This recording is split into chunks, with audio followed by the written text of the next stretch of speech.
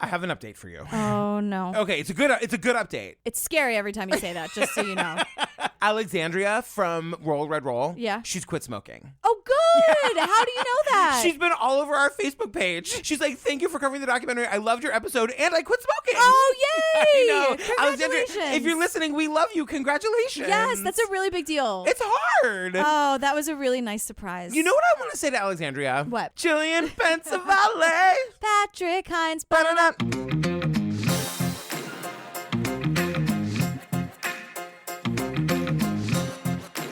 You guys, before we get to the show, I have no live shows to tell you about. Oh, thank God. Should we just tell them about the Pates? Let's tell them about the Pates. You guys, Patreon, if you're interested in finding more Jillian and me, and who can blame you, on patreon.com, you can get like 90 full bonus episodes to binge right this second. We're talking Making a Murderer, The Jinx, The Staircase, Serial Season 1, Lorena, Madeline McCann, Casey Anthony, OJ Made in America. OJ. You guys, there's so many different levels. There's ad-free. There's a special bonus surprise every month. Yeah, There's we have an after ringtones. party. You guys are invited to the after party where we just like hang and chat and scream about things, which is, I know, sounds exactly like the regular feed, but it's a little different. We usually tell cool, fun stories in the after party. Yeah, not true crime related. No. So if you are pro not true crime related in the Facebook group, you will love the after party. There's so much there. Check out what we have to offer. Patreon.com/truecrimeobsessed, or just go to our website, click on the Patreon link. That's all I have for you guys today. Okay. Well, we have a lot to deal with this bitch over here. So. All right. Let's just get to it. Okay.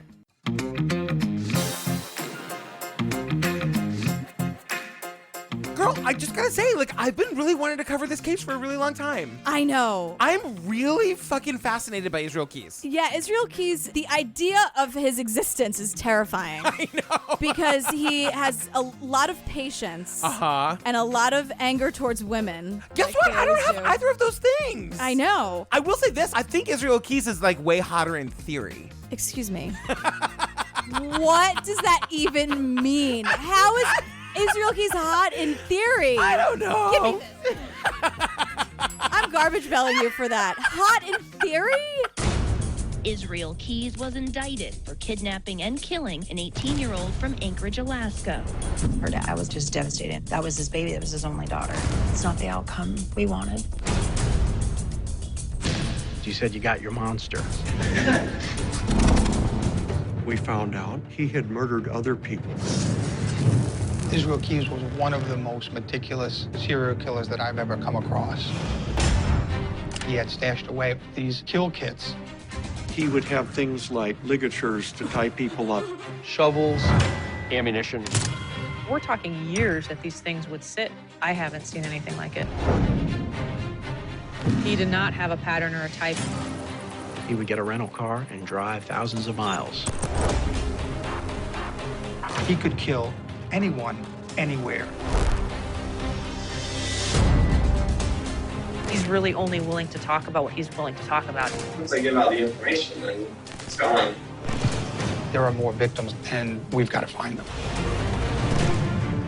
As soon as the video camera went on, I said, if she's here, we're going to find her. I don't know how anybody could work this kind of case and not have it impact them. You had to think creatively. There was no rule book. People never expect stuff to happen. I don't understand what would push someone to be so cruel. Folks wonder why folks sleep with a gun on their nightstand. Can I just say one thing? Yeah. Oxygen, it seems like they haven't quite landed on a format. Yeah, talk about random and not following a pattern. Like, every one of these things has a completely different vibe to it. It's true, because the first one was like all Maggie all the time. Susan Cox Powell that had Stephanie, but she was only in it like a little bit. Right. And this has no Maggie. Yeah, it has no Maggie. It's a very different way of doing things. Yeah. I will say about that. All right, how do we start, girl? Well, we're in Anchorage, Alaska. Which looks beautiful. It does. Yeah, that's all I have to say about Anchorage. Yeah, as it's like October and 85 degrees. Right. Yeah, it looks extra beautiful up in Anchorage, Alaska. Anchorage is a really small community. There definitely is that whole, last frontier kind of mentality up here. A lot of people who come out here are what we call end of the roaders. So you can get some interesting cases up here. So we learn right away, you get some end of the roaders up in Anchorage. Yeah, I have. Anchorage is kind of far away and attracts a lot of real weird people. Yeah, someone's like, you can get some interesting cases up here. And I'm like, oh, God. Interesting never means interesting in this case. It's like, oh, so like exceptionally terrifying? Cool. Good to know. Thank you so much. I feel like there are moose everywhere. Moose are cool. That's true. I agree. You heard it here first. Right. We are pro moose. So it's February 1st, 2012, and we're at a drive-up coffee stand. Okay, so this 18-year-old girl named Samantha Koenig works in like a coffee hut. In Alaska, we have these drive-up coffee stands that are oftentimes in parking lots of businesses. Samantha Koenig is a young woman, 18 years old, and she worked in one of those coffee stands.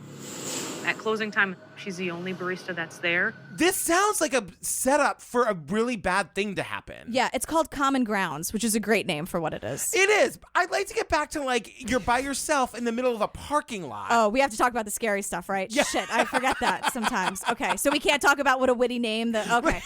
Ooh, focus. All right, I'm here. But it's one of those places where you can only order at the window. It's not like you can go in and like chill with your friend. You can only order at the window, and everybody has a gun because it's Alaska. Uh-huh. So the thing is about Samantha, her boyfriend was going to pick her up. Yeah. And he goes to pick her up, and she's not there. And so he goes to Samantha's dad's house, and that's when he gets a text from Samantha's phone saying, hey, everybody, I'm spending a few days with friends. Tell my dad. They'd had a relationship for about 9.5 months, and he knew this was not Samantha. Just a couple things about It this. already doesn't sound like Samantha. No. That's a weird text to send to I'm sorry. It's a very weird text. This is another one of those things that like always gets me. We're like, well, Samantha's just missing. I guess we'll wait till morning to do anything about it. Wouldn't you be out there looking? Yes. You know what I mean? Like what friend, Samantha? Calling every friend that she has. Like, wait, staying with who? With whom? With who? It doesn't matter. Right. Now it gets really scary, you guys, because we see the security tape of what happened. So what happens is the dad goes to the cops the next day. Yeah, I hope they've been on the phone for 12 hours trying to have the best possible outcome instead of just assuming that the worst has happened. Right. I'm hoping that they're up all night scouring Alaska for her. So the police go to the manager. The manager pulls the security footage, and we see the most terrifying thing you can possibly imagine. So we see the security footage from inside the little hut. A man came to the little kiosk window at 8 o'clock. Samantha made a coffee drink for him, turned back around, and then you can tell she's shocked. You see her body language change. She goes from someone who's just serving someone a coffee to being very nervous and very concerned. Again, stranded by herself in the middle of a dark parking lot in the middle of Alaska. Right. Not a great idea for business, you guys. I know. So somebody comes up to the window, orders a coffee drink. Samantha makes the drink. She turns back around and she jumps like 14 feet in the air. You could see, and you know that footage, we always talk shit about it. It's choppy. It's never clear, but you can see the way her whole body, like there's a trampoline below her suddenly. she like knocks over all the to-go cups. She jumps back and you just think like, God, what was she seeing to make her react? It's not like she froze. Yeah. She jumps back and she's terrified. So then we are told that she is told to turn off all the lights. Right. You see her. She's just like, okay. Yeah. So she's assuming that they're being robbed. Right. She has no idea what's in store. So she's kind of doing the whole doing what he wants, laying on the floor, doing whatever. He's just going to rob the coffee place and be on his way. But then like one of our talking heads tells us It just didn't come across to her that she was in danger until he starts, walking her out of because you see him climb through the window. I know. He pulls himself, and again, it's so grainy. You would never be able to identify this person. I know. Why can't we get a better camera? And he told her to turn the lights off because he knew there was a camera in there. 100%. And even if the lights were on, guess what, Israel? We still wouldn't have identified you until much later. So then we learn that it wasn't until he's basically pushing her out the door with the gun that she realizes that she's in big trouble because he's taking her with him. Right. And then they both leave the coffee stand and disappear out of sight of the camera. Yeah. God. It's horrifying. So her dad, of course, is, quote, raising hell. Right. As he should. Can you imagine if it were my kid? No. I'd be all over Alaska. Yeah, all the dogs would be howling and awake. It's only a register that they can hear. The tides would change because the vibration of it, the waves would be different. It would be a whole thing. It's a mild earthquake. It registers at like a 2.6 on the Richter. Yeah. On the Richter. Oh, God, you only care about your kid at 2.6 worth. So he arranges a search party. The next day, her dad was raising hell about this, trying to figure out where his daughter went. Use this area as a meeting place because this is where my daughter was taken from. Right. Like you do. And the thing is, this whole community is up in arms. This is like one of their own, and everyone's like, this is Alaska. Like, she can't be too far. People were just literally like, whose basement is she in? Whose door do we have to go knock down to find her?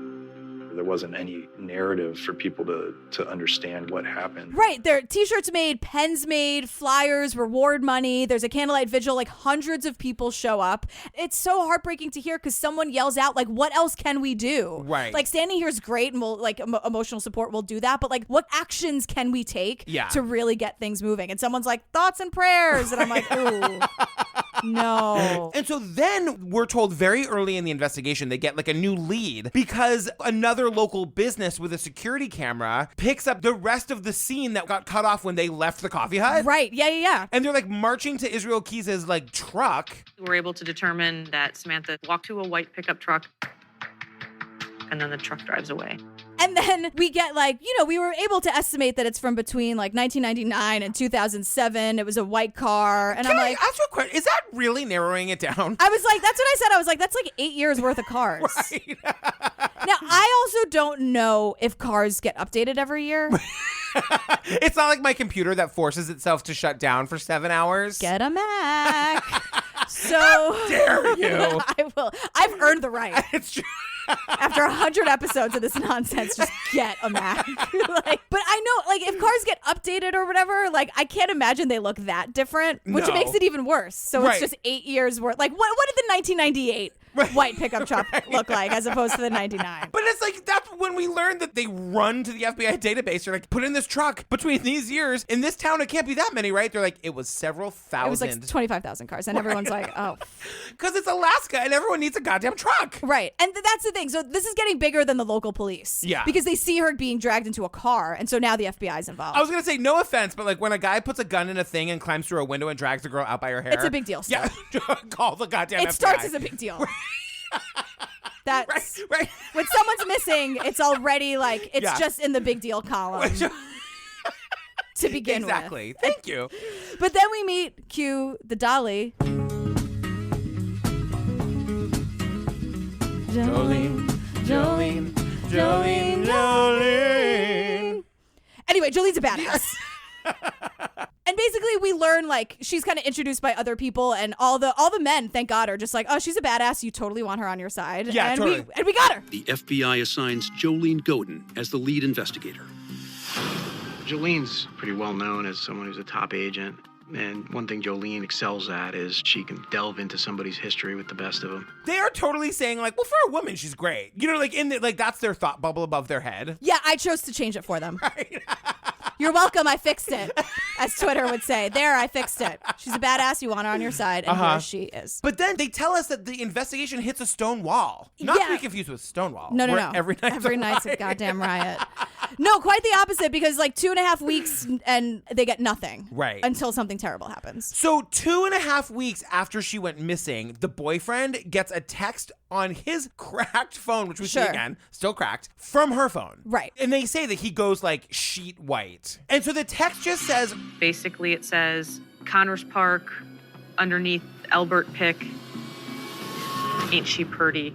That makes my whole, like, I can feel it in my cheeks. Ain't she purty is so vile. Doesn't it make you want to, like... The whole thing is so awful because I'm not trying to be funny when I'm saying this. Yeah. After 2.5 weeks, she's not alive anymore. No. 2.5 weeks, no contact, she's not alive anymore. But of course, when you're in the situation, you can't believe that. So the dad and the boyfriend drive to this place, which is like 30 miles away. With the authorities. With the authorities, of course. And there's like a sandwich bag, like tacked to this bulletin board. Mm-hmm. And there's a ransom note and a picture of Samantha. Now, in the photo, she has tape over her mouth. Yeah. And we are told that the photo was intentionally made to look a little fuzzy and not 100% clear and crisp. But so her dad, Samantha's dad, after taking a lot of time to consider it and probably have to say the worst thing you could possibly say, yes, that's my daughter. Yes, that's Samantha. That's her. Yeah. So they took the photograph to her father for him to identify it. And he, after looking at it for a long time, said, yes, that's Samantha. but her hair was in a braid.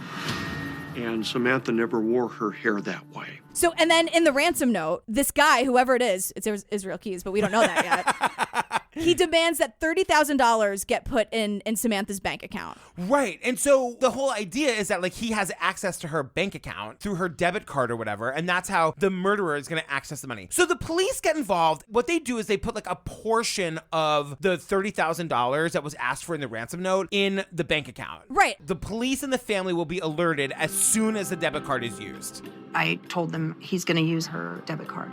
If he was going to do something stupid, that was going to be the one thing he did that was stupid, because we could find him. They had worked out a deal with the bank so that Anchorage Police Department and the FBI would be notified immediately when her debit card was used for anything. Right. So he's using the debit card, 3 different ATM withdrawals, $500, the daily limit. Yeah. And all these alerts are going off. And then by the time they get to him, like the cops are dispatched, by the time they get to the ATM, he's not there. And they just miss him 3 times. As soon as the alerts came, we dispatched law enforcement there as quickly as we could, but we were literally minutes behind him. The thing is, we're seeing, like, because it's a documentary, we're seeing the video of, like, the ATM place. It's so terrible. It's, like, out of a fucking horror movie. It's a guy, like, either in a ski mask with sunglasses or, like, the hood. I mean, he's looking, like, tauntingly into the camera. Right. Being like, here I am, but you can't see me. Right. It is so, you can't write it. It's so terrifying. Right. So this was in February, remember? Yeah. Then it stops. These 3 ATM withdrawals, they can't get them, and then everything goes silent. Can you imagine? I just cannot imagine how awful that is. No, I can't either. Because then on March 7th, we get a withdrawal from where? Arizona? What? And everyone's shocked. Right. Everyone is shocked. Then there was another withdrawal in Lordsburg, New Mexico. The next withdrawal was March 10th in Humble, Texas. And then shortly after, there was a withdrawal in Shepherd, Texas.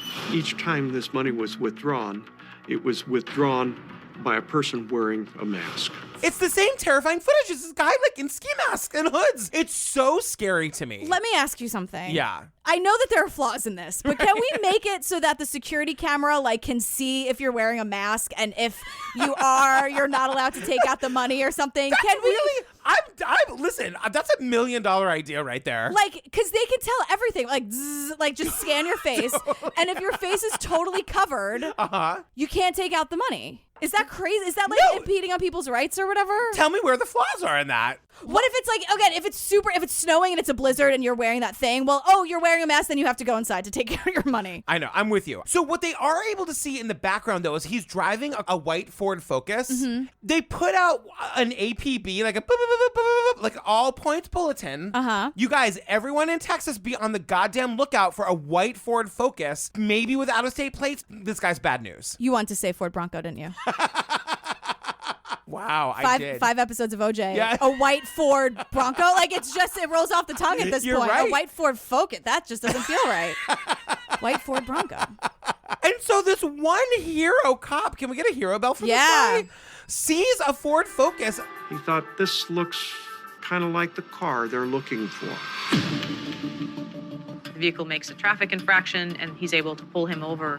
Look, this is why I'm not a cop. We shit on cops all the time because we only ever hear of the bad cops. Oh, yeah. Cops are so fucking brave, and they put their lives on the line every single day. Yeah. This hero cop sees a white Ford Focus, and he's like, I'm gonna pull this bitch over because he might be the guy we're looking for. And the thing is, he pulls him over for a traffic violation, which is, again, like, Son of Sam with the parking tickets and Al Capone tax evasion, like these idiots. So he pulls him over, and the guy inside hands him an Alaska driver's license. Girl. It's goddamn Israel Keys, and he knows it. And then we see the video footage of him getting arrested. Yeah. Which, again, like, I'm obsessed with Israel Keys. I've been following this case. I'm telling you, it was riveting to see this footage. I've never seen this. Yes, because he didn't put his blinker on. When you think about, like, how this happened. I know. He's a very organized person. Yeah. And this is how we get him. I love shit like this. The thing about it, though, is that, like, in the trunk of the car, they find a gun, and they find Samantha's cell phone and her debit card, but there's no Samantha, who was kidnapped in Alaska, which is 15 billion miles away. Right. Where's Samantha? Right. And then in my notes, I have, you guys, they goddamn got him.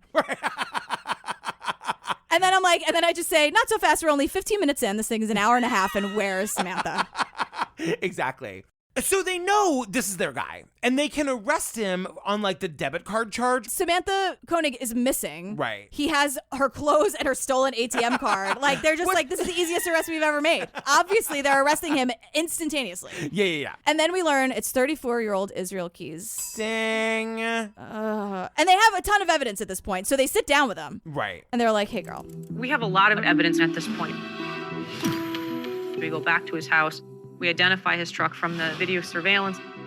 So the U.S. Attorney's Office sets up a meeting with Keys' defense attorney, and ultimately it's an opportunity for us to show him what evidence we have in an effort to get Keys to cooperate with us.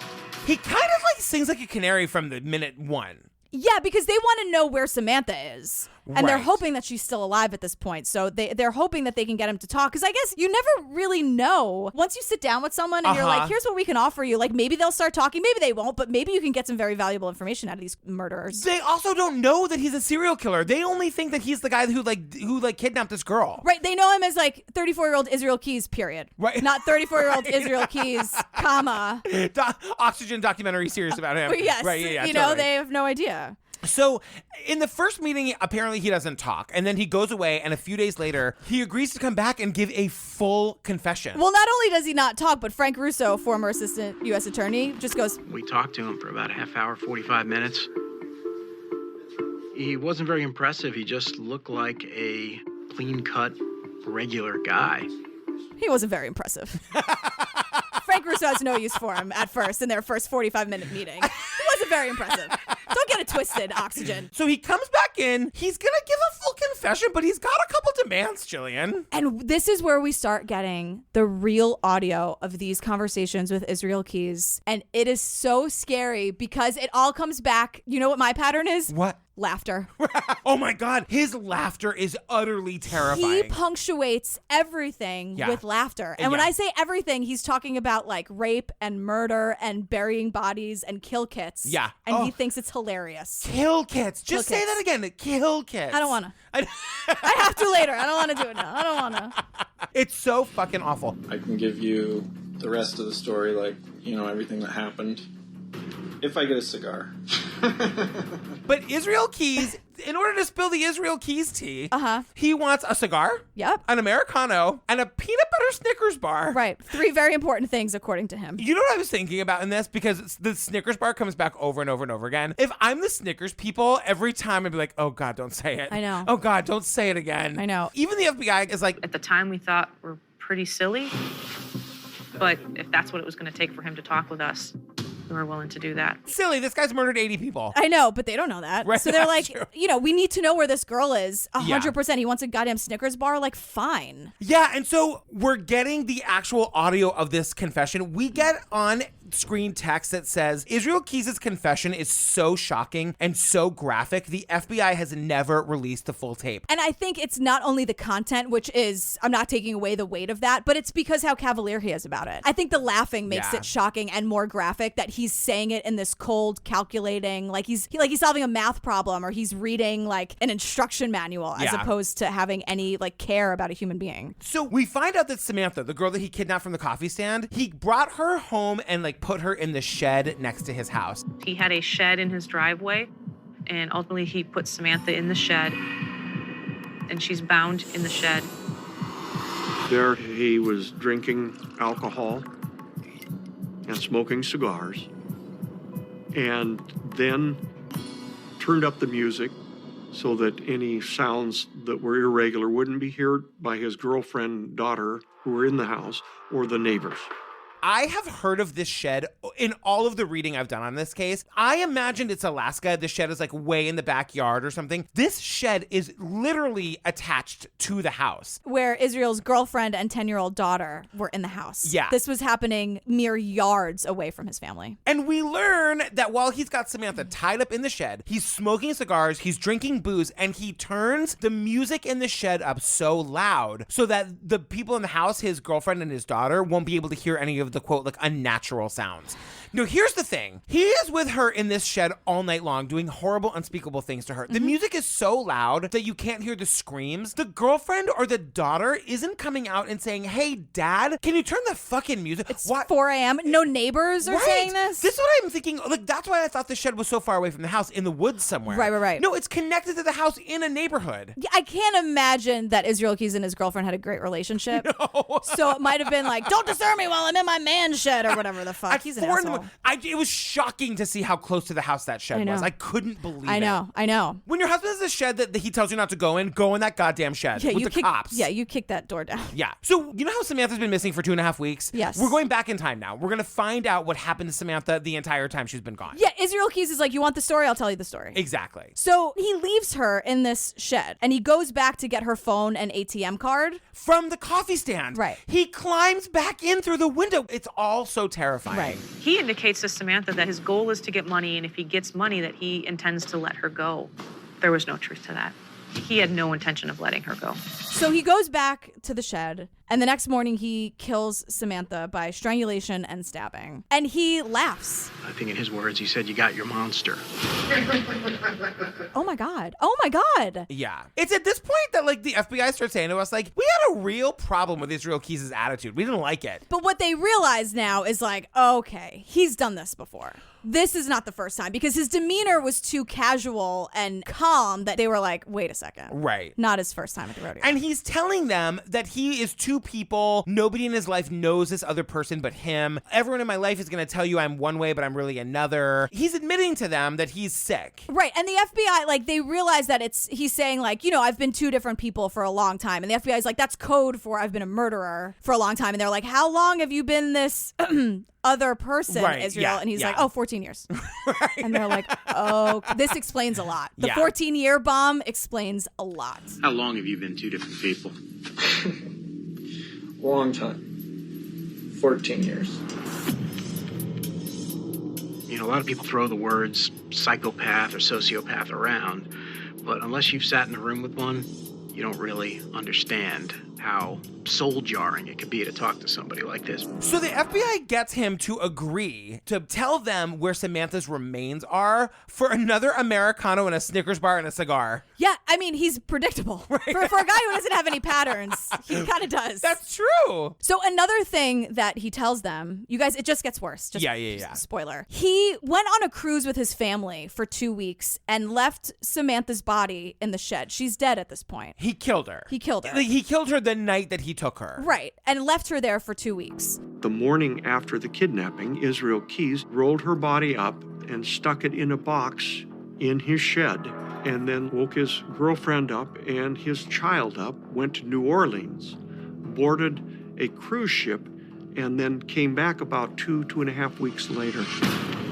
And since it was so cold in Alaska, her body froze. So when he gets home from the cruise, this is so terrible, he, quote, thawed her out. Yeah. Put makeup on her, braided her hair. Yeah. The same way he braids his daughter's hair. Remember we had the whole thing about how she doesn't do that? That's how the boyfriend of the dad knew that something fishy was up. Right. And then he takes the photo that he used in the ransom note that he left in the park. What this means is that she is dead in the photo, that the dad was like identifying her and saying, yes, this is her, and maybe thinking that she was alive. Right. She was not alive. She had been dead for weeks. Yeah. It really, let that sink in, you guys. And we also see a picture of Israel Cruz from this cruise. He's got like a lei around his neck. It's just fucking crazy. Yeah. Also a cruise? God. I know. Isn't that like forced friendship on a cruise? Totally. Imagine sitting at his table at the buffet. God. Look, imagine going back through your pictures from the cruise and there's a picture of Israel Keys, my new buddy. Yeah. So they get Israel Keys to like in exchange for like another cigar. Another round. Let's do one more. Let's do this one more time. Cigar, Americano, peanut butter Snickers. He will tell them where he disposed of her body. Right. So he dismembered Samantha's body and goes to Matanuska Lake. A lot of ice fishermen out there, so he used that as a ruse to cut a hole in the ice and ultimately disposed of her body there. He's got to like drill a hole in the ice. Right. It's like the only place he knows of where it's not weird to drill a hole in the middle of a lake. Right. And put things down it. Ice fishing is so bizarre. I'm not saying it's weird or like in a bad way, but it's like you're standing on a lake and you're drilling a hole. That sounds counterintuitive to me. I only like it in Grumpy Old Men. Yeah, of course. That's it. Of course. I like the cold, but I don't want to sit in it. No. And fish. I know. But I will watch Grumpy Old Men on like a snowy evening. Yeah, totally. So the cops go to where Israel Keys said the body was, and they enlist their like deep water divers. You guys, this ice is 5 inches thick, and these guys are going diving. It's crazy. They say that they're operating under extreme conditions. Yeah. We get to Lake Matanuska, and some FBI agents, they're kind of standing watch over a spot on the lake that Keys had directed them to. There was a fishing hole that was frozen over.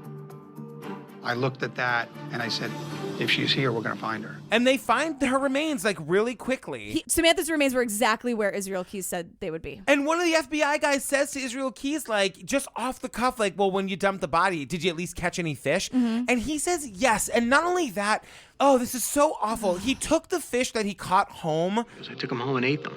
So that really kind of turned my stomach as well, that this guy would, kind of he's disposing of a body, catching fish and going home and serving them to his family. Yeah. I mean, this is the level of like just deranged this person is. Yeah, and that's why they say, we hear this a bunch of times in the next time on or previously, like in between commercials or whatever, that one of the FBI people says, people throw around the word evil, psychopath, sociopath. Yeah. And that's fine, but you never truly know what that really means until you're sitting in a room with someone like Israel Keys and he tells you about the catfish he caught after dumping a body from that same water. Yeah. So now the FBI knows, like, okay, this is not the first time he's done this. Right. So, I mean, we even hear one of the FBI guys saying, like, as a diver, when you first place your hands on that person underwater to bring them home, you start to get a feeling that this is now beyond evidence in a case, because we are the first people to put our hands on that victim since the killer. You're happy, but how happy can you be when you've got a dismembered girl in front of you? yay, we found her. But also, like, you know, there can be closure, but it's the worst day on the job to find something horrible like this. So they're thinking, all right, there's a lot of closure to be had, a lot of justice to be done. Let's get this guy to talk. Now what he wants, he's like, all right, I'll talk. But he goes, I want this whole thing wrapped up and over with as soon as possible. He wants the death penalty. This bitch. Ooh, the bell and this bitch at the same moment? Because now what he it's thinks, a big day, you guys. I know. This bitch, this idiot is like, I want the death penalty and I want an execution date now. And I'm like, okay, so here's the thing about the death penalty, you idiot. Right. It's horrible, but like, even like, thank God there are innocent people on death row right now. Right. Who are not being executed, because that's not how the death penalty works. Exactly. And also, Alaska doesn't even have the death penalty. Right. The best thing about the death penalty is that it takes years, which gives us all this time to get people off death row who don't deserve to be there. Totally. You dummy. So he's like, yeah, I want the death penalty.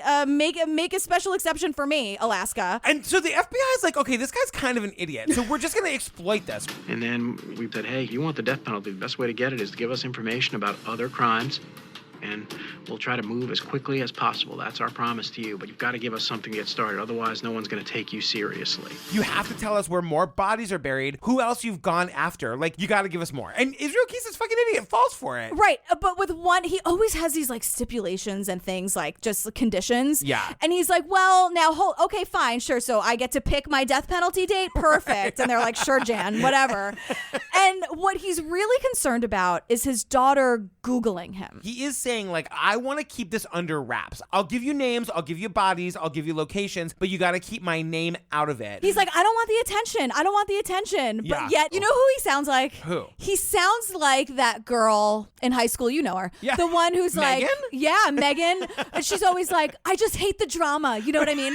I just hate the drama. But she's always in the middle of the drama. And it's like, Megan, sweetheart, you're the common denominator in the drama. You're the common denominator and you hate the drama. Right. The drama seems to follow you. Right. Look in a mirror, sweetheart. You know what else I would just like to maybe just ask if documentaries, like, moving forward, like all of them? From this moment forward? From this moment forward, I just, as a viewer, like, I have a note. Is that okay? Yes, 1,000,000%. 25 minutes after hearing about the rape and the murder and, like, then watching and hearing him laugh about it. Yes. I really don't care about his like primitive upbringing after I know what a monster he is. Israel Keyes was second of 10 children. He was born in Kolb, Utah in 1978. When he was about 5 years old, his family moved. I really don't care. If I'm watching the documentary, I know he's a monster, so I'm probably not going to care in the first 5 minutes. But after I see him laughing about murder and rape, like I super don't care about his primitive upbringing in Utah and Washington or whatever. Yeah, I agree. I just don't care about it. Just a note, take it if you want it. Although now I'm being a massive hypocrite because he grew up on a mountain, like literally, like I have in caps on a mountain ? He was homeschooled and very isolated and not socialized. Okay, the end. There you go. You have it. You know everything there is to know about Israel Keyes, you guys. But the thing is, again, now I'm being a hypocrite. We do learn some interesting things about his parents. Yeah. Yikes. They were part of this thing called the Ark in Washington State. It's true. They are literally like registered by the Southern Poverty Law Center as like a white supremacist group. It's like them and all the people in Welcome to Leith, like the bad people in Welcome to Leith, like they're on that same list. His humorless parents had a bunch of guns. Like they call his parents humorless. Humorless. I know. Humorless with a bunch of guns. Like that can't end well, can it? I know. If there's ever a documentary made about Daisy, the last thing that they would ever call Steve and me is humorless, right? Right? No, those two loud gays in the theater district. One loud gay, one perfectly mild-mannered and responsible gay. Yes, shirt tucked in. Totally. So the FBI is realizing that, like, look, the only way we're gonna get this guy to talk is we gotta be nice. We gotta ply him with Americanos and Snickers bars. Right, and they're saying, like, you know, we see footage and they're like, "Are you done with that newspaper? Would you like a new one?" When you see the videotapes, people are horrified with the fact that we're sitting down and we're talking to him like he's a normal human being. They're bringing him coffee and like pastries, treated him like another colleague at the table when, of course, he's an accused murderer. Good to eat. No, candy bar. Done with the newspaper already? But what other choice do we have? We've got to keep him talking. And we hear throughout this documentary that, like, journalists and everyone was like, well, I never, like, clutching their pearls, like, how could they be so nice to this person? And it's like, how can you be falling for this? They're trying to be nice to get information. Have you seen one episode of SVU? Like, honestly, good cop, bad cop. Right. So when these journalists are like, it was really sickening. It just was sickening to me, Megan. All right, so a cigar, an Americano, and a peanut butter Snickers bar later, we have some more names. The names just keep coming, you guys. Yeah, he tells them about this murder that he committed in Vermont, which is 4,000 miles from where they are currently sitting in Anchorage, Alaska. Right. So this is when we learn about the couriers, Lorraine and Bill. Yeah, and they were like nice people. They both worked in the medical center at the university. Like, I think the husband like fixed the people, the wife fixed the animals. Like, they were just nice people who were just trying to have like a lovely lifestyle. On June 9th, 2011, the couriers failed to show up at their jobs. Nobody had any information. They just disappeared. Authorities said the couple's garage window was broken, Lorraine's .38 caliber handgun was missing, and the phone line to the home had been cut. And this is also where we learned that Israel Keyes had planted kill kits all across the country. Yeah. And these kill kits were filled with like guns and cash and rope and duct tape. Right. And we get this monologue from the FBI about how like he's a serial killer unlike any other because of his delayed gratification, that he would like go on a road trip and he would bury a kill kit somewhere knowing he'd come back for it like in 2 years. In fact, Keyes had left a kit in the Burlington, Essex area when he was on his trip out east in 2009. And he would lie to his girlfriend or whoever he was with at the time and be like, I'm going to go on a trip with some old friends. And he says to the FBI people, he's like, I don't have old friends. Right. I don't have anybody, let alone like old-timey pals in Vermont. Right. Like, no. This bucket, filled with instruments of death, sits dormant for over 2 years as Keyes returns to his daily life in Alaska, knowing that at some point, he'll be back to use it. And in 2011, after 2 years of anticipation, Keyes returns to Vermont to get his horrific fix. He scoped out their house and he saw that they had all the signs of a house he could break into easily. Right. It looked like they didn't have any kids. They didn't have a dog. So he cuts like the phone cord to the house because he feels like that will also cut any sort of like alarm system at the same time. He gains access to the house by taking a fan out of a window in the garage. He used a crowbar that he found in the garage to break that glass. Once I was actually in the house, I was probably in the bedroom within 5 or 6 seconds. It really was a blitz attack on Bill and Lorraine, who were sleeping in bed. Can you imagine the fucking terror? No. My mom's house looks just like this house. Oh, It's like a little God. ranch house. And I know that if you went in through the garage, you could be in the bedroom in 4 seconds. Right. And he laughs about this too. He's laughing about how terrified they were, saying like, you never expect this stuff to happen to you, LOL. And I'm like, oh my God. It's kind of insane because he's right. He's it's like, totally right. You do never expect this shit to happen to you. He went in fast, he went in armed, he took them captive, put them in their own car. He had found an abandoned farmhouse that was very run down, and that's where he ended up taking Bill and Lorraine. This is my other question. Like, I know it's nobody's fault. People shouldn't be serial killers. Where are the neighbors? He breaks into the house. He ties these people up. He like has them tied their hands behind their backs and like drags them out into their own car and drives away. Nobody saw anything? Yeah, I don't know. I don't know. It's horrible. And, you know, the rest of the story is that he drives them to a farmhouse, like in the middle of nowhere, ties Bill to a thing in the basement. Lorraine almost gets away. Just crushing part was hearing about her very near escape. She started running, and I tackled her and roughed her up a little bit and tied her back up. She was feisty. She was like fighting the whole time. He calls her feisty. Yeah, she doesn't get away. He sexually assaults her, and then he kills both of them. And in the interview with the FBI, he's giving the location of this house where he did this. He's telling them where the bodies are in the basement. They get there, the house is just like gone, and he's laughing. So this is the place that was ultimately demolished and that we searched and did not find the bodies in. I had no idea. And then all of the contents of this home that were demolished was taken to a landfill. Right. And the reason that I'm like slowing down on this story is because they have all of these local cops that are like searching the landfill. There was over 13,000 cubic yards of trash that was searched, which translated into over 10,000 tons. I would not trade places with any other job during the time we were on that pile. I was in such humility to root around among trash and try to find them. 10,000 tons of trash. You see pictures of these cops just like doing their jobs, trying to find these people's bodies. Yeah. And they don't. They don't. And they have the dogs come in and they, you know, alert on the scene that, yes, the bodies were here, but they just can't find them. And the cops are saying, like, I hope this is enough in some way. And they know it's not. Yeah. And it's just kind of amazing to see these civil servants like digging through 10,000 tons of trash, trying to like find some closure for this family. Right. So somebody from the FBI leaks his name to the local Vermont press. Right. They're like, remember that guy that got arrested in Alaska for kidnapping that girl and he was gone for that whole crazy story? Yeah, like he's now connected to the murder of the couriers. Which was crazy information because it was like, wait, now he's a serial killer. Right. And the thing is that he didn't want his name out there. He wanted the death penalty yesterday. Right. So he gets wind of this because, of course, he's in prison and he can watch TV and have visitors. So everyone's like telling him that his name is out there. Also, who's visiting Israel Keys? Like, I can't. And he gets mad. The anonymity part of his life was so important that being outed by the TV network in Vermont was for him a major breach of trust. I'm getting a little bit ticked off. I told you from the get-go, before I told you where the freaking bodies were left, I told you that I didn't want the locals involved, and the first thing you do is make a big scene.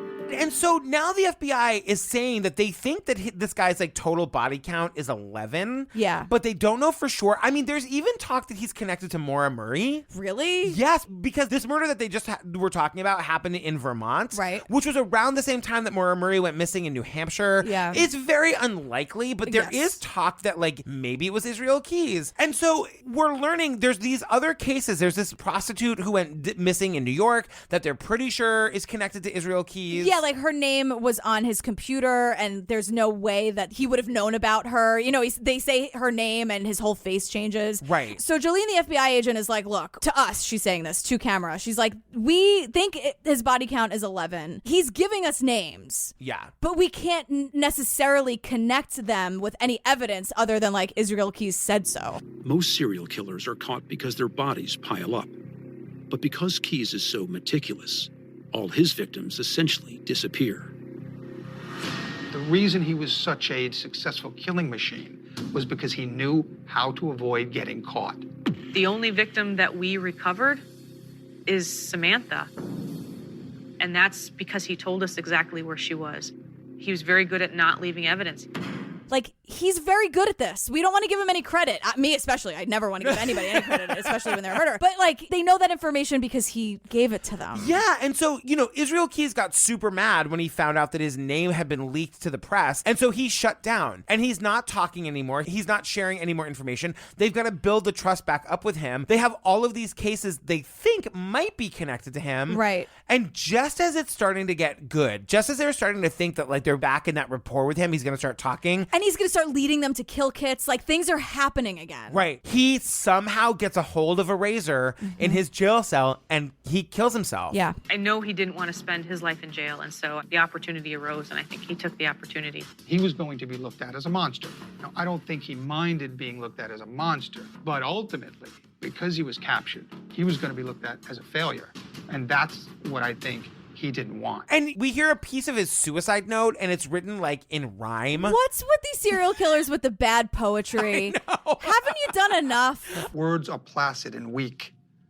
Back it with action, or it comes off cheap. Watch close while I work now. Feel the electric shock of my touch. Open your trembling flower, or your petals I'll crush. The poetry. Give me a break. And, like, it's so crazy because we'll just never know. There's at least 6 other bodies out there that they think are connected to him, but we'll probably never know for sure. There's God only knows how many kill kits buried out there somewhere that we'll never find. Right. And the whole Oxygen documentary is basically like a plea for help from you, the viewer. Right. So this is the whole thing. It kind of ends with, like, if you have any information, if anybody that you know went missing at a time that corresponds with when we think Israel Keyes might have been in your town, let us know, girl. Call us. Yeah. Oxygen@oxygen.com or whatever. Israel Keyes, you're garbage. But he's dead. But he's dead. But he's dead. Yeah. He's dead now.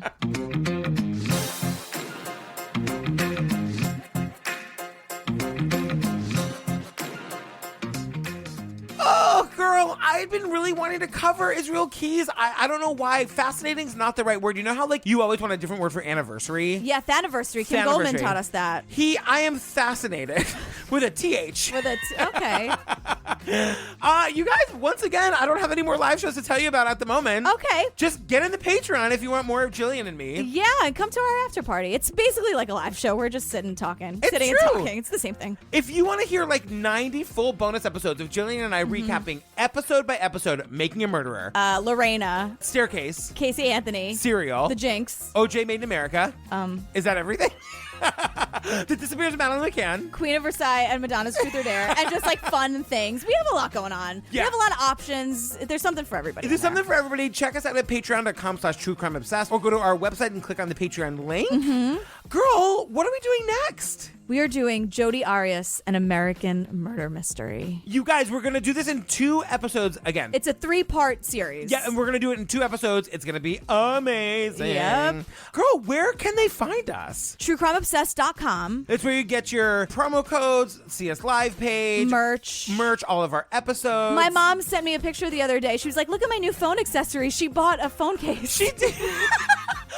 Oh, your mom. I know. I was like, Mom. Girl, where can they find me? Patrick Hines, at Patrick Hines on the Twitter and at Patrick Hines _ on Instagram. And they can find you at Jillian with a G on all the things. Yay. We love you guys. We love you. Thanks for hanging out. Stick around for the trailer for Jodi Arias, an American murder mystery, and then our amazing and hilarious outtakes.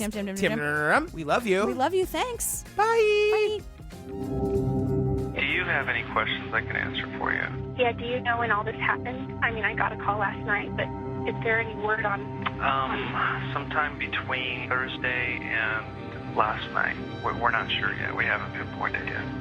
Maybe you can't talk about this, but was there like any kind of weapon used? Was there a gun? Was there... I can't say what type of weapon was used, but yeah, I'm guessing there was a weapon used by the type of injuries that were left behind.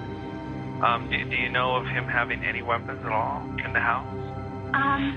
His 2 fists. It's one of the most outrageous tales in recent history. This case had all the elements: passion, lust, betrayal. 30-year-old Travis Alexander is found murdered in his own home. This was someone that had the physical strength to overpower him. In this 3-part special, we'll take you deep inside the investigation. Travis was the perfect young man, very devout religiously. A whirlwind romance. Within 2 months of meeting Travis Alexander, Jodi Arias has decided to become a Mormon. Turned fatal attraction. We knew there was a vibe about her that we just didn't like. Go inside the interrogation room. That's you. All of you. That looks like me. All the evidence is pointing to Jodi Arias. And we explore the details that made this the most sexually charged trial in history. Did you believe him to have an interest in young boys? Yes. Travis was sort of living this dual life. He's the abuser. He's the pervert. There's no reason for it. There's no reason I would ever want to hurt him.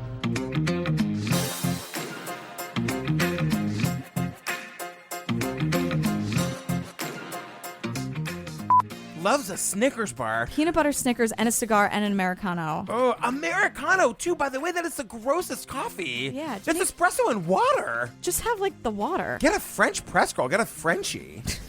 Again, I don't know why I'm just in the office, but I thought you were going to quote Dwight and be like, what a loser. Get a friend, loser. When you said and I was like, get a friend, loser? The drama seems to follow you. That's my drag name.